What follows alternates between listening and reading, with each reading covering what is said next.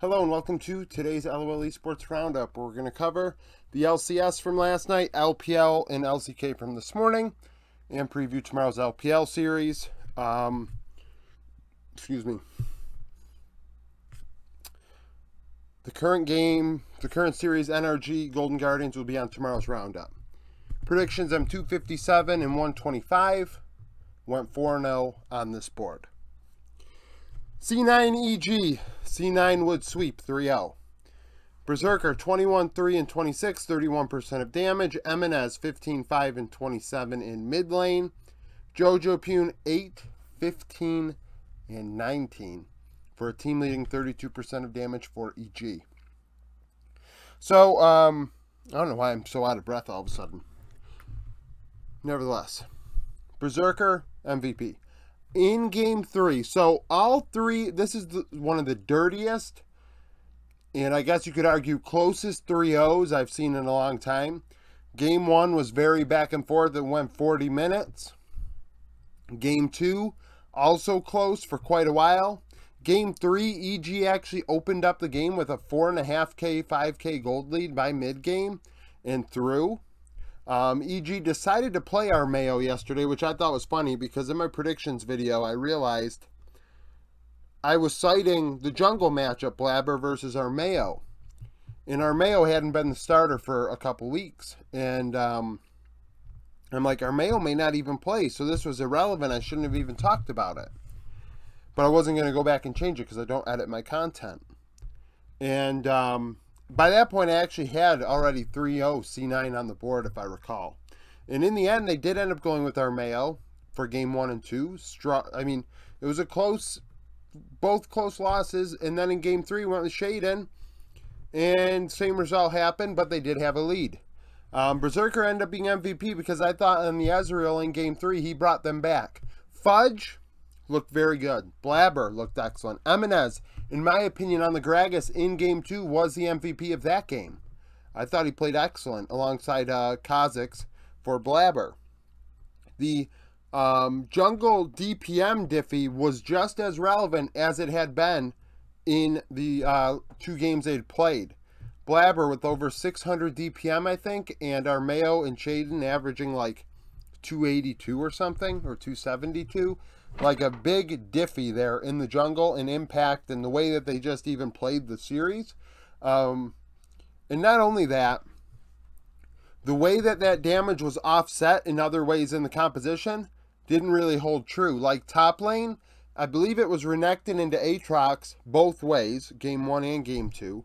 And then in game 3, I mean, I don't recall what it was exactly, but it wasn't as facilitator oriented. It's just not great. It's not great. EG, I mean, Jojo got abused quite a bit in mid lane, getting caught out. In game 3, Eminez got caught out a couple times in the early game. Shaden, I thought, was very good on the Sejuani. He really pushed the envelope, but when team fights occurred, that's when Berserker came through. Berserker solo killed Unforgiven in the bot lane as well in game 3. I thought on the Ashe he had some nice plays in game 1. Fudge, I thought, had a big hand in that win on Aatrox as well. Like I said, it was a 40-minute affair and it was very close. Actually, the more I think about it, you know, because I've watched all these games now and I mix them up sometimes. Game 2, C9 had a big lead. But why it was close and why it wasn't clean was the fact that despite a 13K gold lead, they had to do like 3 tries to actually take the Nexus. EG put up quite a fight given the gold diffy, and that was a bit concerning. I mean, this 3-0 is a bit concerning because it wasn't very strong.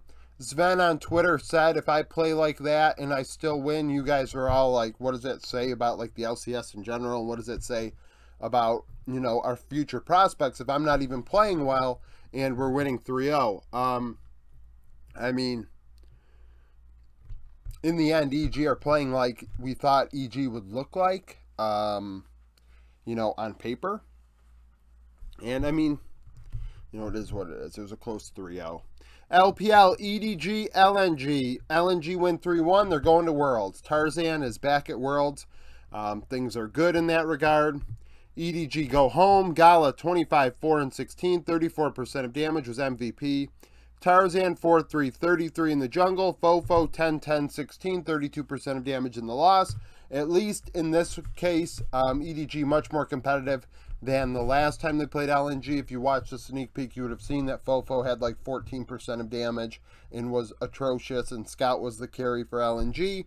Wasn't as much the case in this one. Scout did carry one of the 4 games. However, Gala in 2 of the games was the difference maker. On the Kesa, you give Gala Kesa, that's a mistake. And then in game 4, I think he was on the Zaya, and he had double-digit kills. He looked very good in that one. Also, the bot lane duo of Gala and Hung dominating that one. Uzi and Mako struggling. Hung on the Nautilus looked excellent in that final game. EDG's win was a lot to do with Ale and Fofo, though. Ale on the Jax, Fofo on the Tristana, being very aggressive, going into team fights, making things happen, getting some stuns. In Fofo's case, dealing quite a bit of damage. And it was huge. I thought JJ had some nice engages on Rel in this series. However, couldn't keep up with LNG. Zika into Ale in the other 3 games, I mean, it was kind of a wash, but they didn't need Zika to perform overly great. Tarzan was facilitating, and he wasn't dying. I mean, under 1 death a game there. Scout didn't even have to be the carry for all 4 games, because Galo, I mean, the bot lane was a big surprise in how much of a diffy it was. You'd figure Uzi and Mako would have shown up more, and it really didn't happen. I believe, I don't know if EDG plays the winner of this series, or if it's just this series that decides the final world slot for LPL. I'm sure by the time that this video is uploaded, I've already looked that information up. But either way, you know, EDG have definitely had some struggles this split. There's no doubt about it. A lot of off the rift issues, and for them to get this far, I think is a success given the issues they had. LCK Kwangdong Freaks DRX. This was a big deal. DRX win 2-0. That gave them a chance to go to the playoffs. Paddock 11, 1 and 16, 29% of damage. Krako was my MVP, 9, 1, 25. Taeyun 194, 27% of damage in the loss.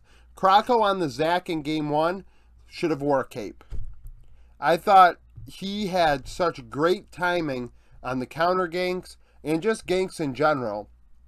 Team fights, like his Zac game was one of the better Krako games I've seen, I think, in all year long, honestly. He looked very good in this one. I mean, KDF looked like one of the worst teams in the 4 major regions right now, but, I mean, Krako looked like one of the worst junglers in the 4 major regions recently. I mean, if you looked at his LCK 15-minute splits, he was down like 17 CS on average through 23 games in summer. Like, it was very bad. And in this one, he was able to really set a really crazy pace. Lee Sin in game 2, 100% kill participation to get them ahead. Fate looked good on the Annie in game 2. I think he played Azir in game 1. Paddock obviously looking good, not dying, which is important.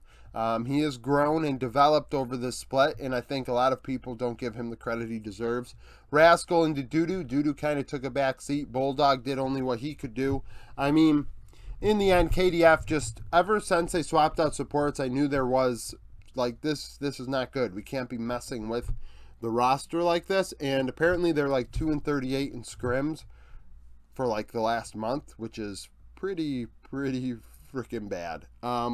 So, I mean, I don't really know what to say on that front. That's awful. Now, Sandbox and KT. So DRX locked themselves, I mean, gave themselves a chance. And KT, in game 1, secured first seed by just winning a game against Sandbox. In game 2, KT would play their entire Challengers roster. So Feisty went 6-2-13, 32% of damage, was MVP. Hambach, 2-1-15 in the jungle. Teddy, 8-10-10, 36% of damage between the 2 games. So, with their season on the line, Liv Sandbox lost to KT's Challenger roster in game 2. KT's Challenger roster is not even the first, second, third, or fourth team in the challenger standings. They are fifth.